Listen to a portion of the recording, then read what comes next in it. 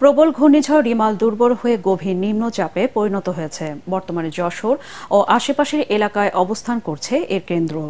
ঘূর্ণিঝড়ের প্রভাবে এখন রাজধানী সহ সারা দেশে ভারী বৃষ্টি ও দমকা বাতাস বইছে। সমুদ্র বন্দরগুলোতে 10 নম্বর মহাবিপদ সংকেত নামিয়ে 3 নম্বর স্থানীয় সতর্ক সংকেত জারি করেছে আবহাওয়া অধিদপ্তর। ঝড়ের প্রভাবে আগামীকালও সারা দেশে বৃষ্টি হতে পারে। এদিকে 17 ঘণ্টা বন্ধ থাকার পর চট্টগ্রাম শাহ আমানত বিমানবন্দরের ফ্লাইট ওঠানামা শুরু হয়েছে।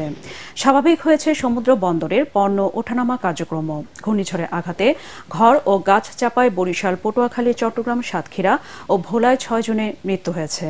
জলোচ্ছ্বাসে বাগেরহাট, বরগুনা, সাতক্ষীরা ও পটুয়াখালীর কলাপাড়ায় বেড়িবাঁধ ভেঙে অন্তত 50টি গ্রাম প্লাবিত হয়েছে।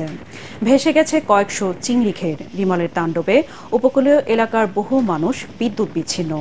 ভারী বৃষ্টিপাত অব্যাহত থাকায় কক্সবাজার ও পার্বত্য এলাকায় ভূমিধসের আশঙ্কা করা হচ্ছে। বৃষ্টির প্রভাব এটা আজকেই বেশি থাকবে, কালকে আরো একটু কমে আসবে। পরশু দিন থেকে হয়তো দেখবেন যে রোদ উঠে গেছে। কালকেও কোনো কোনো জায়গায় বিকাল থেকে দেখা যাবে যে আবহাওয়া একদম মোটামুটি